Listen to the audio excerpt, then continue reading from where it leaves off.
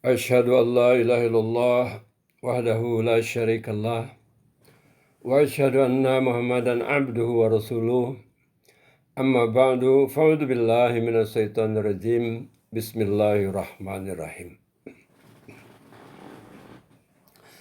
Topik pembahasan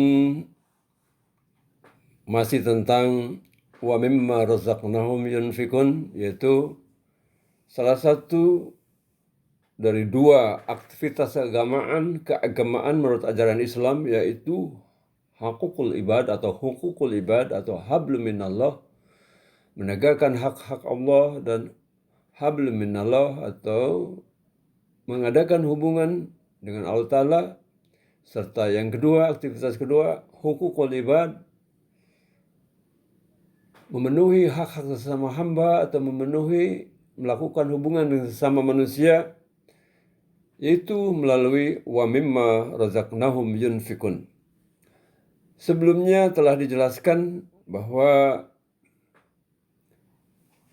Allah Ta'ala berfirman, setan menakut-nakuti kalian dengan kemiskinan dan menyuruh kalian berbuat kekejian. Dan Allah menjanjikan kepada kalian ampunan darinya dan karunia, dan Allah Maha Luas pemberiannya, Maha mengetahui. Selanjutnya Allah Ta'ala berfirman, yu'til hikmata man yasha wa man yu'tal hikmata faqad utiya khairan katsiran wa ma yadhakkaru illa ulul albab. Dia Allah memberi kebijakan, hikmah, kebijaksanaan kepada siapa yang dikehendakinya. Dan barang siapa diberi kebijaksanaan, diberi hikmah, maka sungguh ia telah diberi berlimpah-limpah kebaikan. Dan tiada yang dapat menarik pelajaran kecuali orang-orang yang berakal. Contoh orang yang punya hikmah adalah begini. Misalnya dia seorang pedagang yang jujur. Dia jujur dalam berjual belinya, tidak dilarang. Di dalam berjual beli itu, menjual barangnya dengan mengambil untung. Tapi yang dilarang itu, satu, berlebih-lebihan mengambil untung. Secara wajar saja. Kedua, tidak jujur dalam berjual belinya. Yang ketiga, menurut Nabi besar Muhammad, dilarang demi lakunya suatu perdagangan banyak memberikan sumpah ini bahwa barangnya ini terbaik dan segala macam. Jadi banyak hal. Jadi dalam berjual beli pun di dalam Islam dapat menjadi suatu amal soleh.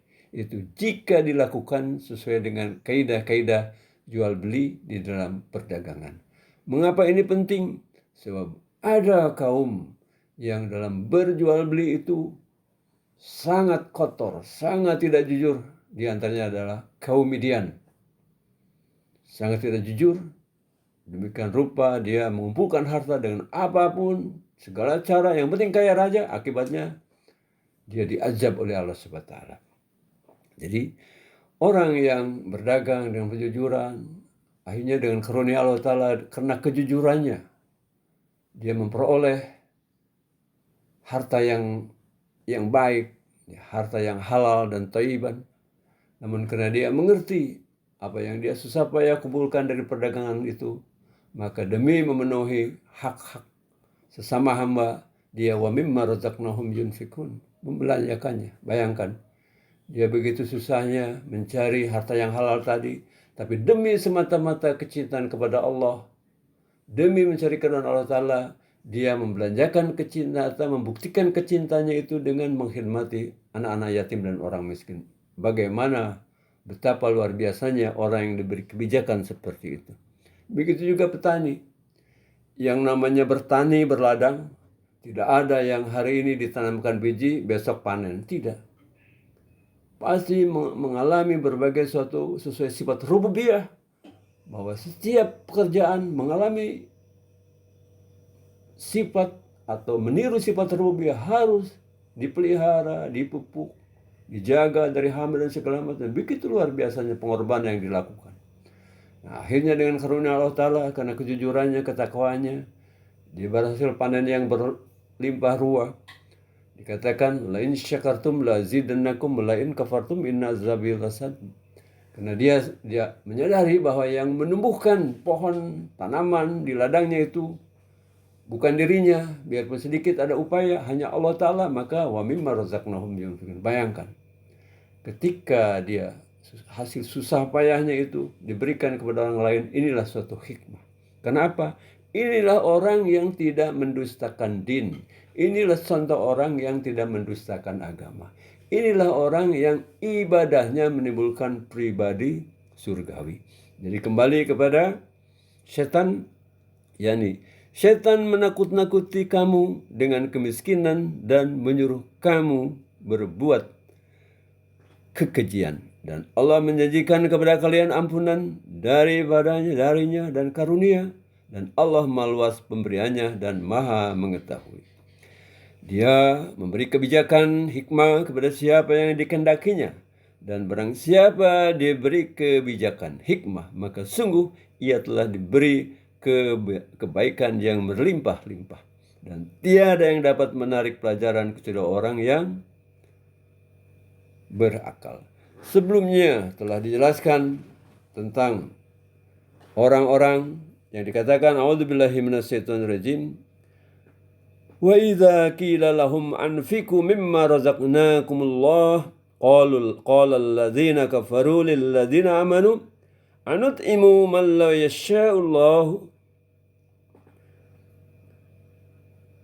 at'amahu. Bahwa dan apabila dikatakan kepada mereka, infakkanlah, belanjakanlah dari apa yang telah dirizikan Allah kepada kalian.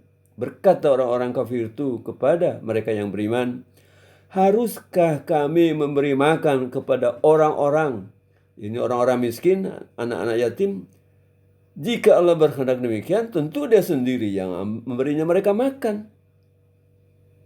In antum illa fi dhalalim mubin. Sesungguhnya kalian ini adalah dalam kesesatan yang nyata.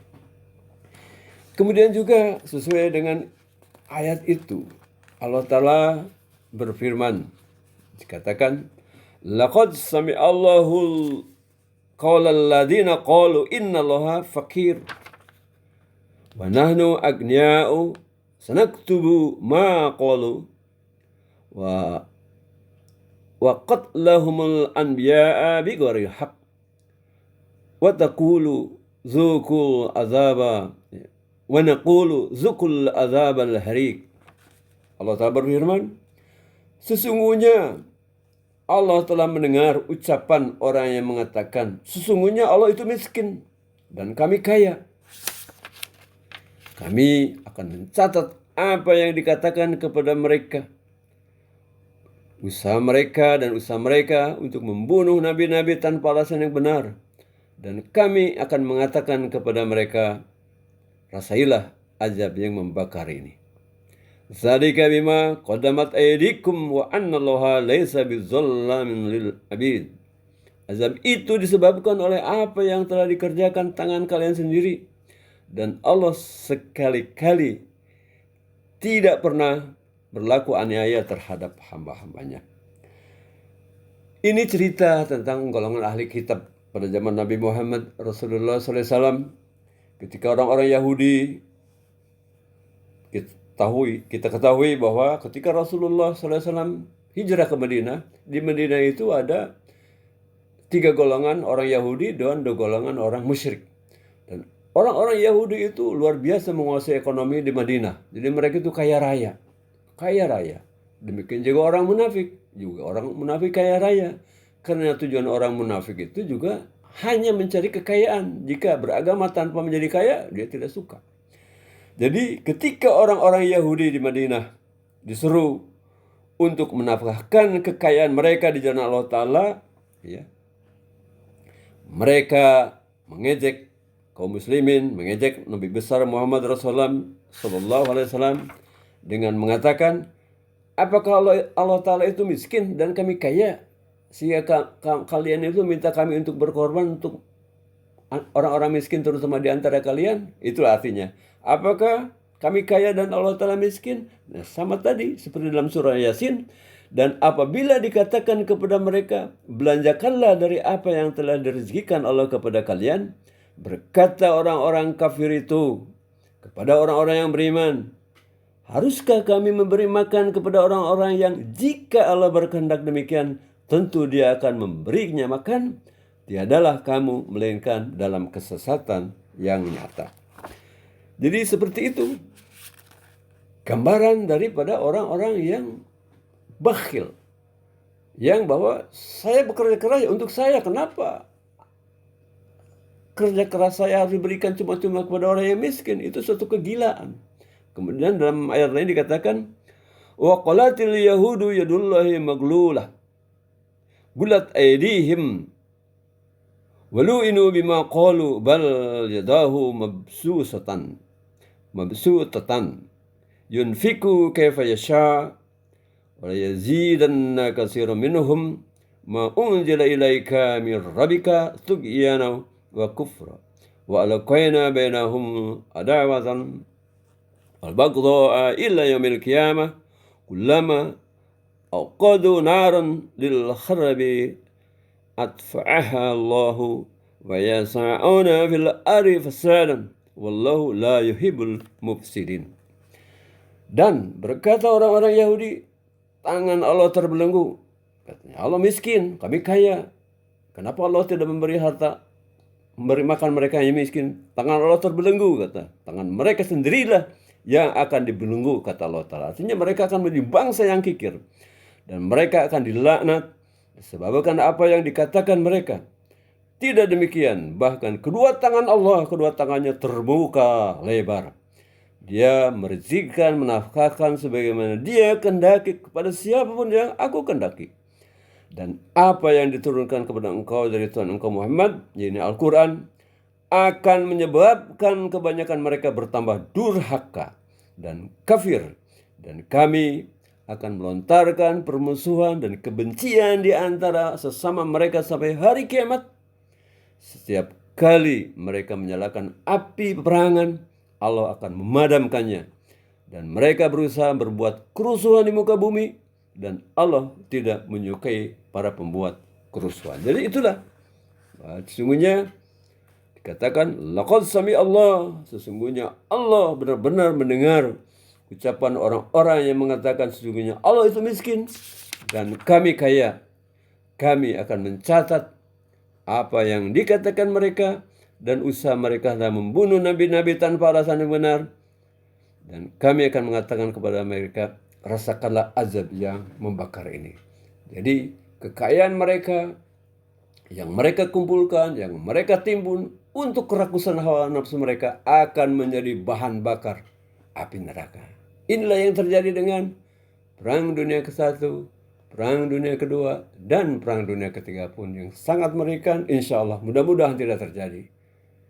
Semuanya itu adalah akibat dari kerakusan terhadap kekayaan duniawi. Insya Allah kita bahas pembahasan ini, kita lanjutkan pada kesempatan berikutnya. Assalamualaikum warahmatullahi wabarakatuh.